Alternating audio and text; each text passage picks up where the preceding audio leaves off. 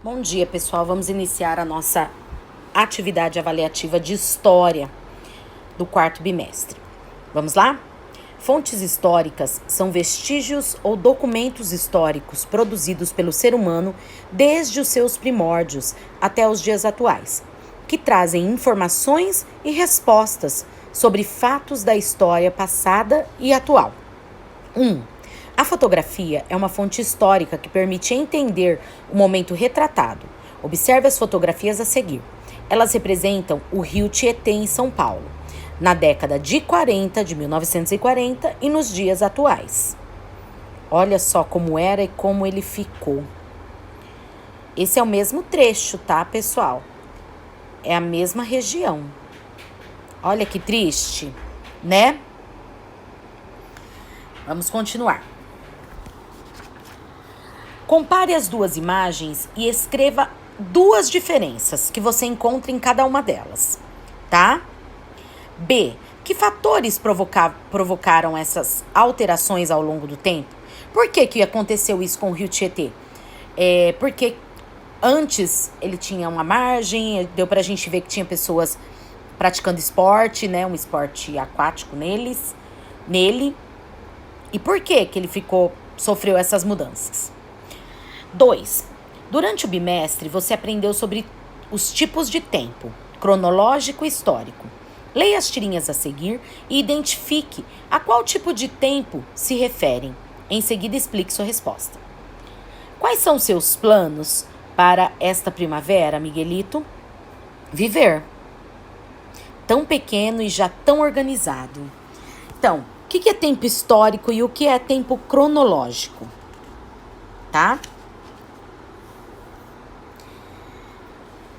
Pré-história, século XV, hoje. O que tá querendo dizer aí, ó? 1. A tirinha anterior, ela fala de tempo histórico ou tempo cronológico? E essa fala do quê? Do tempo histórico ou do tempo cronológico? 3. Por que diferentes grupos sociais que vivem no mesmo tempo histórico são diferentes no seu jeito de ser, de fazer e pensar sobre as coisas do mundo?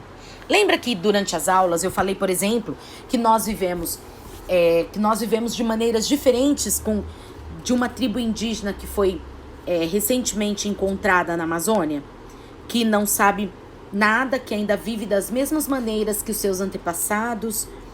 E por que estas pessoas, vivendo na mesma época que nós, vivem de maneiras tão diferentes e enxergam o mundo de maneiras tão diferentes da gente? 4. Os patrimônios culturais podem ser bens materiais ou imateriais. Observe as imagens a seguir, identifique-as. Identifique e escreva se elas são bens materiais ou imateriais. Então, escreva nessas linhas abaixo. Ó, o Museu do Ipiranga é o quê? É um bem material ou imaterial? O frevo de Pernambuco é um bem material ou imaterial? Cadeiras indígenas são bens materiais ou imateriais? Congonhas do Campo, lá em Minas Gerais, essa igreja que tem estátuas feitas por Aleijadinho, é um bem material ou imaterial? Qual a importância do patrimônio cultural para a humanidade? Por que o patrimônio cultural é importante? Por que uma construção antiga é importante para nós? 5. Tombamento é um ato administrativo realizado pelo poder público com o objetivo de preservar para a população, por meio de aplicação de legislação específica, bens de valor histórico, cultural, arquitetônico, ambiental e até afetivo. A intenção é impedir que sejam destruídos ou descaracterizados, ou seja, modificados. Em sua opinião, quais os prejuízos para uma sociedade quando edificações históricas são destruídas? Explique sua resposta. Bom, prestem atenção.